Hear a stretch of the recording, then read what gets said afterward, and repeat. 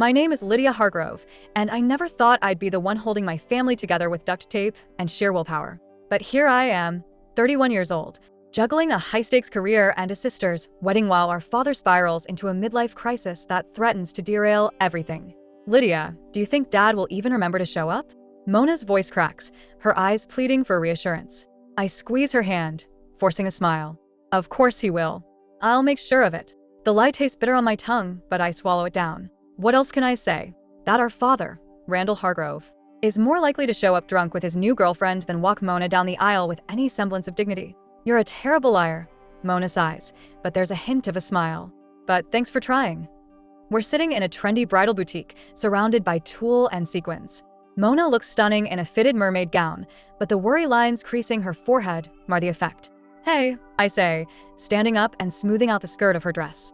This is your day. Let me worry about Dad, okay? You focus on marrying that hunky fiancé of yours. Mona's cheeks flush. Ben's been so patient with all this family drama. I don't know how I got so lucky. Because you deserve it, I tell her firmly. Now, twirl for me one more time. I think this is the one. As Mona spins, my phone buzzes. Dad's name flashes on the screen, and my stomach drops. I step away, answering with a hushed, hello. Lydia, sweetheart. His voice is too loud, too cheerful. I can practically smell the whiskey through the phone. I need a tiny favor. I pinch the bridge of my nose. Dad, I'm with Mona. We're picking out her wedding dress. Remember? Oh, right, he slurs. Listen, Carmen and I are in a bit of a pickle. Could you wire us some cash? Just a couple grand to tide us over. The boutique suddenly feels too small, too warm. Dad, we've talked about this. I can't keep bailing you out. What happened to the money from selling the lake house? There's a long pause, then a woman's voice in the background. Carmen. My skin crawls at the sound of her throaty laugh. Never mind, pumpkin, Dad says quickly. We'll figure something out. Tell Mona I love her. The line goes dead before I can respond. I stare at the phone, a familiar mix of anger and helplessness churning in my gut. Everything okay? Mona calls from the dressing room. I plaster on another fake smile. Just work stuff. Nothing important. As I help Mona out of the dress, my mind races. How did we get here? A year ago, we were a normal, mostly functional family. Now, Dad's drinking has spiraled out of control. He's blown through his savings, and this Carmen woman has her claws in deep. Earth to Lydia. Mona waves a hand in front of my face. Where'd you go? I blink, focusing on her concerned expression. Sorry, just thinking about the guest list. Hey, why don't we grab lunch? My treat. Over salads at a nearby cafe, I try to steer the conversation to happier topics, but Mona isn't easily distracted. You talked to Dad, didn't you? She asks, pushing a cherry tomato around her plate. I hesitate, then nod. He says he loves you. Mona's eyes narrow. And? What else? And nothing. I lie smoothly. He's excited for the wedding. Lydia. Mona's voice is soft but firm. You don't have to protect me. I'm not a kid anymore. I meet her gaze, seeing the strength there. Maybe it's time to stop shielding her from the ugly truth. He wanted money, I admit. Again. Mona's shoulders slump. For Carmen. Probably. I sigh. I don't know what her game is, but I'm going to find out. I promise you, Mona, I won't let them ruin your big day. As I say the words, a fierce determination settles over me.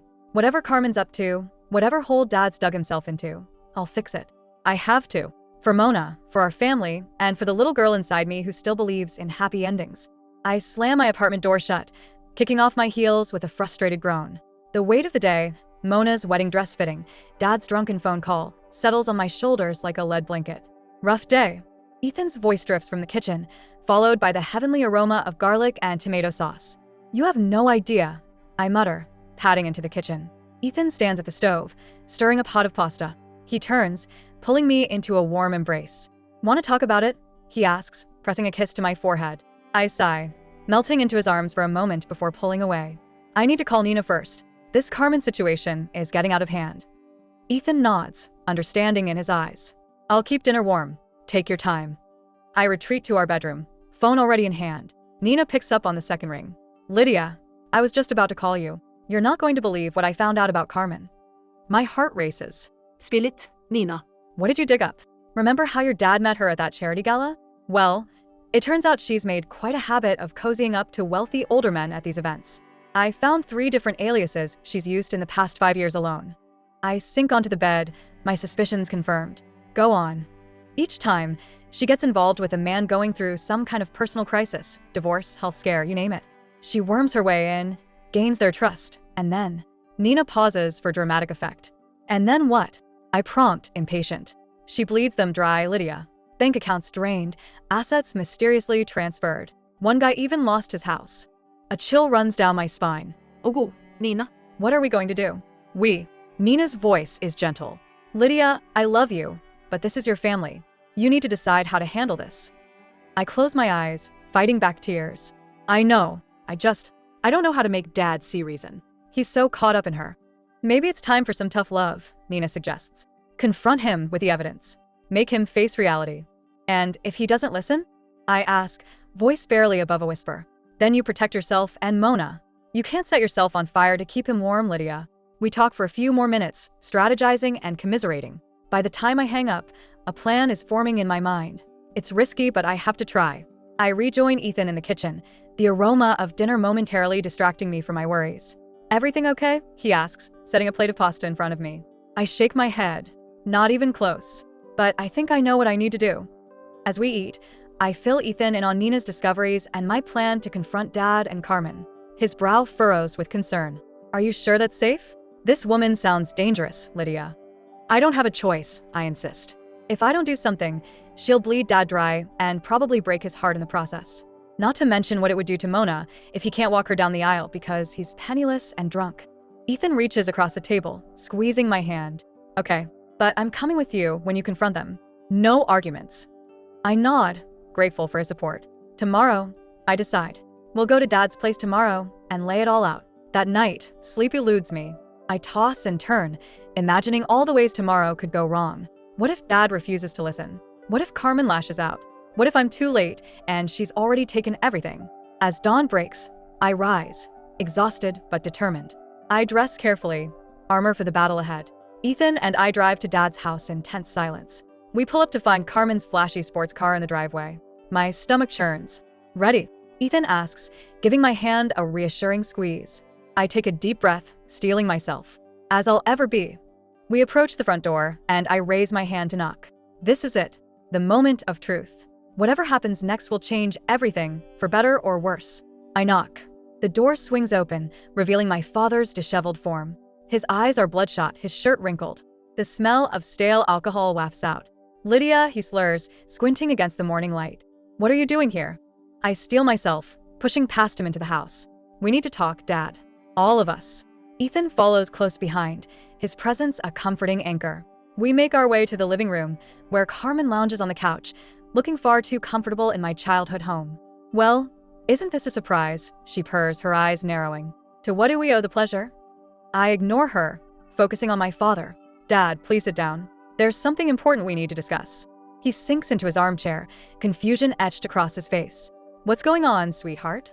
I take a deep breath, steeling myself for what's to come. It's about Carmen, Dad. She's not who you think she is. Carmen's laugh is sharp, cutting. Oh, honey, is this really necessary? Shut up, I snap, surprising even myself with the venom in my voice.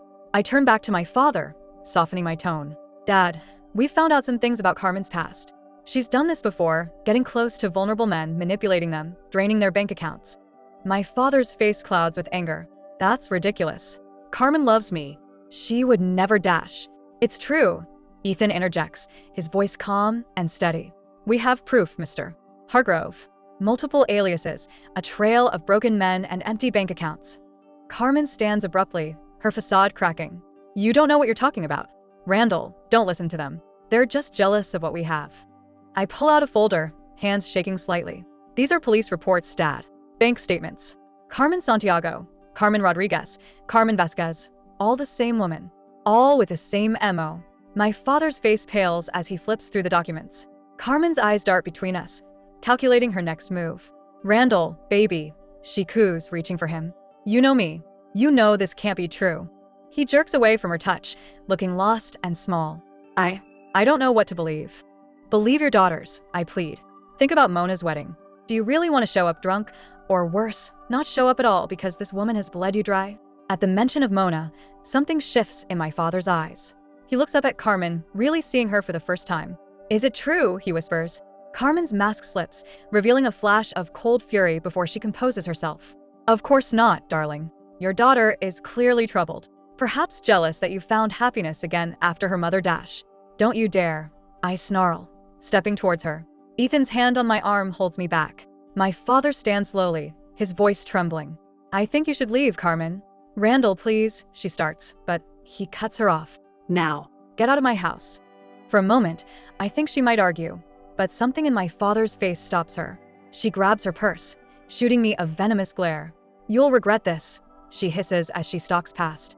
The door slams behind her, leaving a heavy silence in its wake. My father collapses back into his chair, head in his hands. I've been such a fool, he mumbles. I kneel beside him, my anger melting into concern. It's okay, Dad. She fooled a lot of people. The important thing is that she's gone now. He looks up at me, eyes brimming with tears. How can I ever make this right? With you, with Mona? I take his hand, squeezing gently. One day at a time, Dad. Starting with getting sober. Mona's wedding is in 3 weeks. Do you think you can do that? For her? He nods, determination replacing the defeat in his eyes. I can. I will. I promise. As Ethan and I leave, I feel a mix of relief and trepidation. The immediate threat of Carmen is gone, but the real work of healing our family is just beginning. I can only hope that my father's resolve holds, that he'll be there for Mona on her big day. I look at Ethan, gratitude washing over me. Thank you, I whisper, for being here, for everything. He pulls me close, kissing my forehead. Always, he promises. As we drive away, I allow myself a small glimmer of hope. Maybe, just maybe, we can put our family back together again. The morning of Mona's wedding dawns bright and clear, a stark contrast to the storm brewing in my chest. I stand in the bridal suite, helping my sister into her gown, praying that our father keeps his promise to stay sober. You look beautiful, I whisper, smoothing down Mona's veil. She meets my eyes in the mirror, anxiety clouding her features. Have you heard from Dad? I force a smile. He'll be here, Mona. I promise. The lie tastes bitter on my tongue, but I can't bear to shatter her hope. Not today. As if on cue, there's a commotion in the hallway. My heart sinks as I recognize my father's slurred voice. That's my little girl in there. I'm walking her down the aisle. I squeeze Mona's shoulders. Stay here. I'll handle this. Stepping into the hallway, I'm confronted by the sight of my father, disheveled and reeking of alcohol. Carmen hovers behind him, a predatory gleam in her eyes. Dad, I hiss, grabbing his arm. What are you doing? You promised. He blinks at me, confusion clouding his bloodshot eyes. Lydia, what's wrong? I'm here for the wedding. Carmen places a hand on his shoulder, her voice sickly sweet. See, Randall? I told you we'd make it on time. Ich lär her. You need to leave. Now. Now, she purrs. Is that any way to treat your father's guest? Before I can respond, Ethan appears at my side. Mr. Hargrove, why don't we get you some coffee? Clear your head a bit before the ceremony. My father nods, allowing Ethan to lead him away.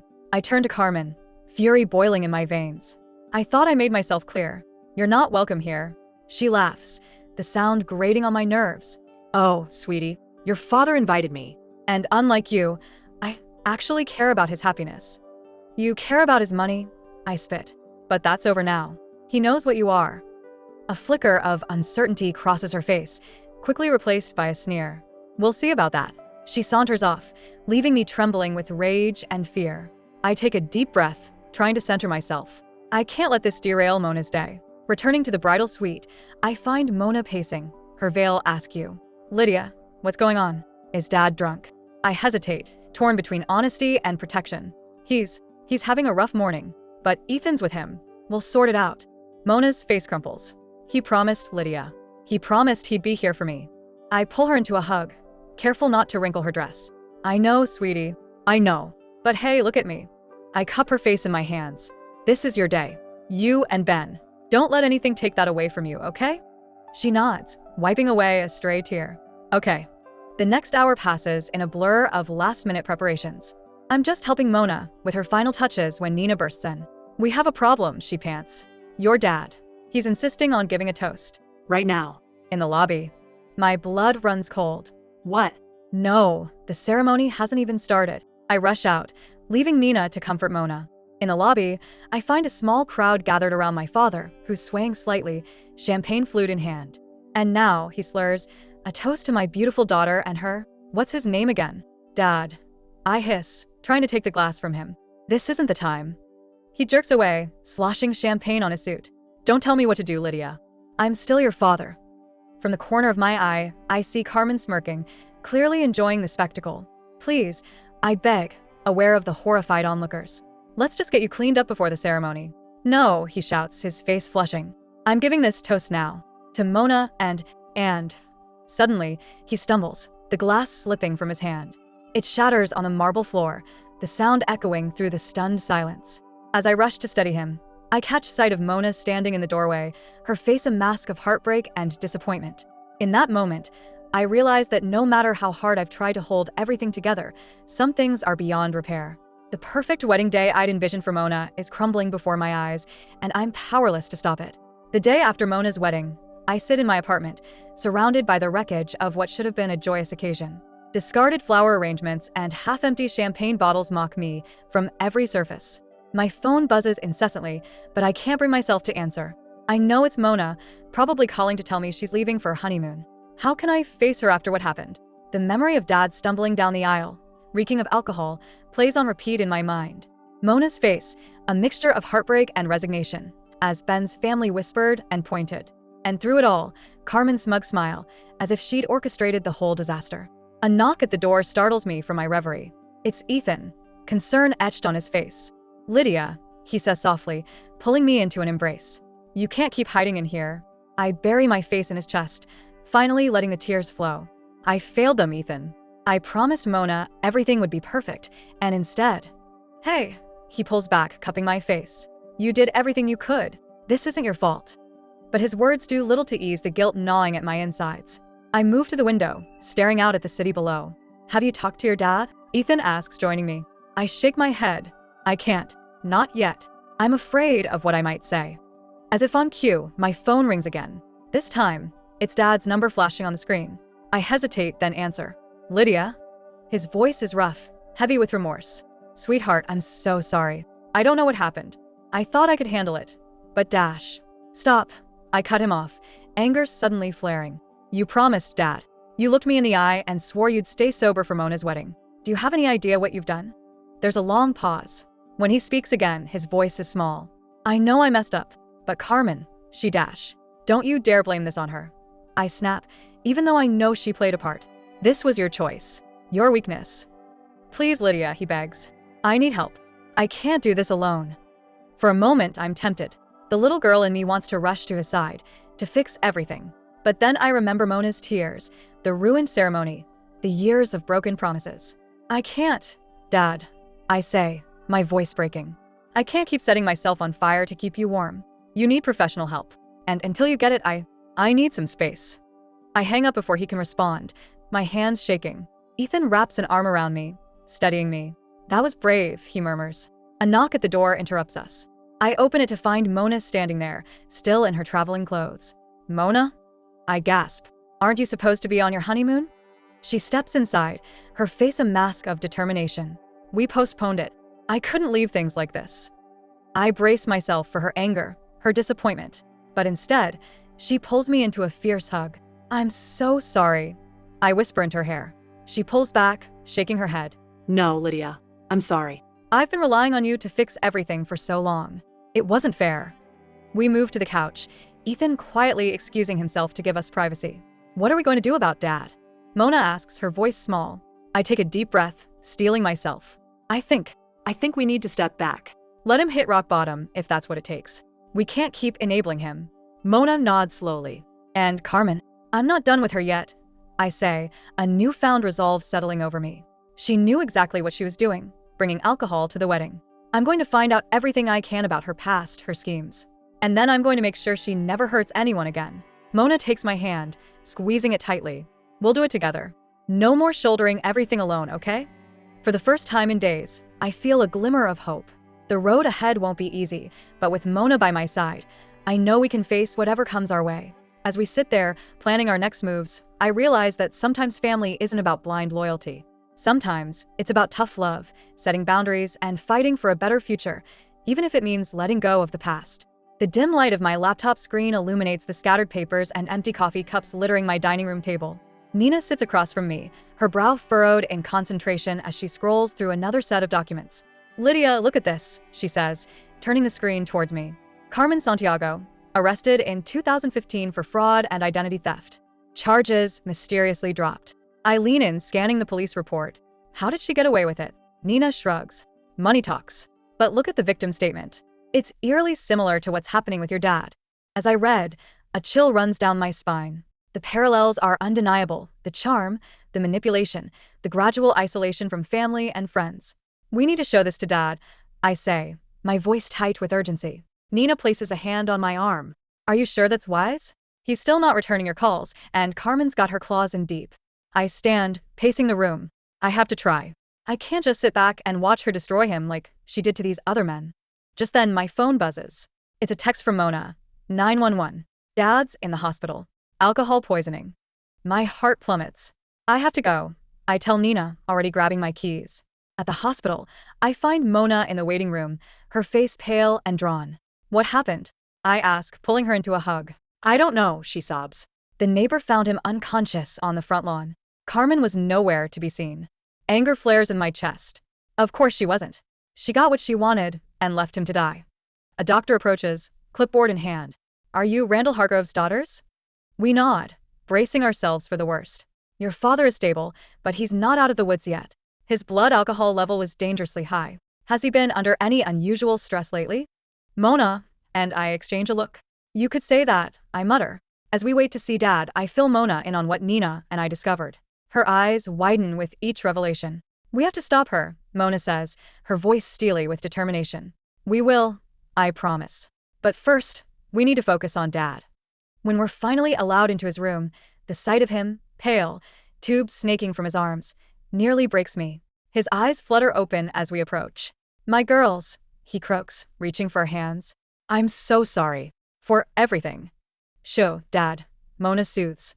"Just rest." But he shakes his head weakly. "No, I need to say this. You were right about Carmen. She took everything. The house, the savings, even your mother's jewelry." Rage boils in my veins. We'll get it back, Dad. "I promise." He squeezes my hand. "No, Lydia." "Let it go. I don't want you girls mixed up in this. I've caused enough pain." "Dad," I start, but he cuts me off. "Please." Can you forgive me?" The vulnerability in his eyes, so unlike the proud man I grew up with, breaks something loose inside me. Tirsspill dad my chicks AS igjennom det. "Of course we forgive you," Mona says, her voice choked with emotion. As we sit with Dad, a plan begins to form in my mind. Carmen may think she's won, but she has no idea who she's dealing with. Outside the hospital room, I pull Mona aside. "I need you to stay with Dad. There's something I have to do." She searches my face, understanding dawning in her eyes. "Be careful, Lydia. Carmen's dangerous." I nod, a grim smile playing at my lips. "So am I." As I drive to Dad's house, Carmen's house now, I steel myself for the confrontation ahead. This ends today one way or another. I park across the street, watching as Carmen loads suitcases into her car. She's running, just as I suspected. Taking a deep breath, I step out of my car. "Going somewhere, Carmen?" I call out. She freezes, then slowly turns to face me. Her usual mask of charm slips, revealing the cold, calculating woman beneath. "Lydia," she purrs, but I can't hear the tension in her voice. "How's your father?" Such a tragedy. I take a step closer, my voice low and dangerous. "Cut the act. I know everything, and you're going to give it all back, or I swear to God, I'll make you regret the day you ever heard the name Hargrove." Carmen's eyes narrow, assessing me. For a moment, I see a flicker of fear. Then, she smiles, all teeth and no warmth. "Oh, sweetheart," she says. "You have no idea what you're up against." And just like that, I know, this is war. The morning sun filters through the blinds of Dad's hospital room, casting a warm glow on his pale face. I sit by his bedside, watching the steady rise and fall of his chest, a stark contrast to the chaos of the past few weeks. "Lydia?" His voice is weak, but his eyes are clearer than I've seen in months. "What happened with Carmen?" I take a deep breath, steeling myself for the conversation ahead. "She's gone, Dad." "For good this time." His brow furrows. "What do you mean?" I hesitate, unsure how much to reveal. But as I look at him, vulnerable, yet finally free from Carmen's influence, I decide he deserves the whole truth. "After you were admitted, I confronted her." I begin, watching his reaction carefully. She was trying to leave town with everything she'd taken from you. But I wasn't about to let that happen. Dad's eyes widen. Lydia, you didn't. I didn't do anything illegal, I assure him quickly. But I did call in every favor I had. Remember my college roommate who became a detective? She was very interested in Carmen's history. I explain how we uncovered Carmen's long list of victims, how we tracked down her former aliases and connected the dots. Dad listens in stunned silence as I recount the final confrontation, Carmen's desperate attempts to flee, the arrival of the police, the look of defeat in her eyes as she was led away in handcuffs. Your mother's jewelry? He asks softly. I reach into my bag, pulling out a familiar velvet box. Right here, Dad. Along with the deed to the house and most of the money she took. It might take some time, but we'll get it all back. Tears well in his eyes as he takes the box with trembling hands. I don't deserve this. Any of it. After what I put you and Mona through. Dad. I interrupt gently. We've all made mistakes. What matters now is where we go from here. A knock at the door interrupts us. Mona enters, followed by Ethan and Nina. The room feels suddenly crowded, filled with a nervous energy. How are you feeling, Dad? Mona asks, taking his other hand. He looks between us, his gaze lingering on each face. Better than I have in a long time, he admits. And worse, knowing what I've done to this family. Mona and I exchange a glance. This is the moment we've been waiting for, a chance to start healing. We want to help you, Dad, Mona says softly. But we need to know you're serious about getting better. Dad nods, a determined set to his jaw. I am. I've already spoken to the doctor about rehab options. I know it won't be easy, but I'm ready to do the work. I feel a weight lift from my shoulders. It's not a guarantee, but it's a start. We're here for you, I tell him. But we need to set some boundaries. No more secrets, no more enabling. We face this together as a family. Dad squeezes our hands. I promise. No more running from my problems. No more letting you girls carry the burden. As we talk, outlining plans for Dad's recovery and the steps we'll take to rebuild our relationships. I feel a sense of cautious hope blooming in my chest. It won't be easy. There are still wounds to heal, trust to rebuild. But for the first time in years, it feels like we're all on the same page. Later, as Ethan and I walk through the hospital parking lot, he pulls me close. I'm proud of you, he murmurs. The way you handled everything with Carmen, how you're supporting your dad. You're incredible, Lydia.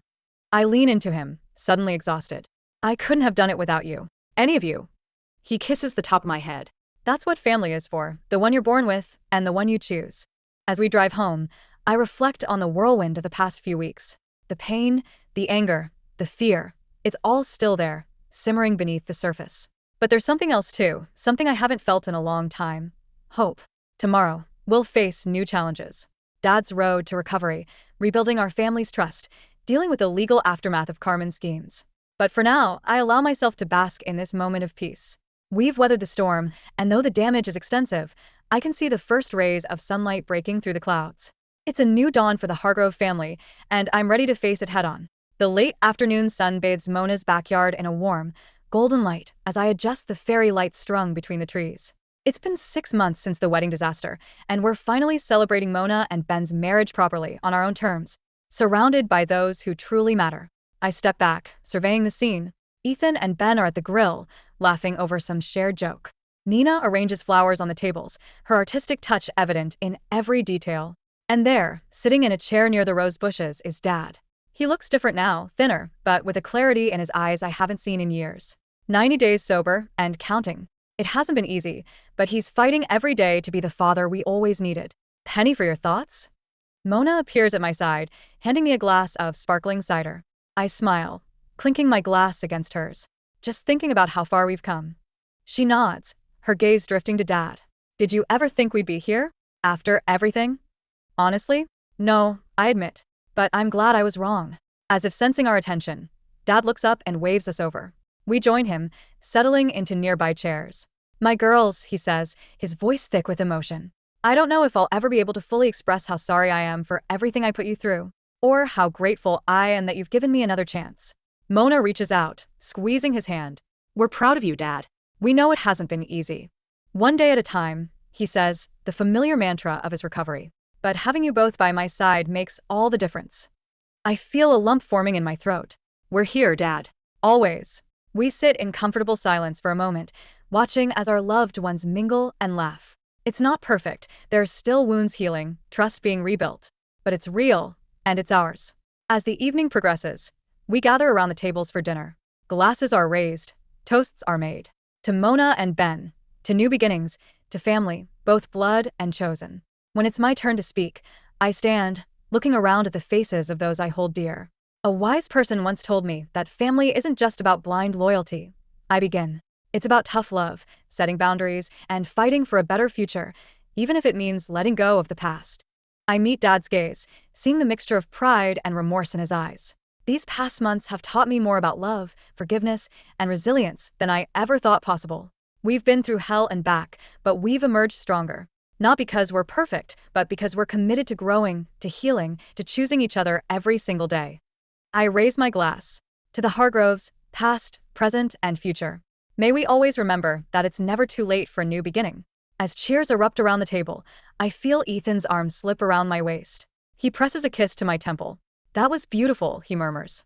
Later, as the party winds down and guests begin to leave, I find myself alone on the porch swing.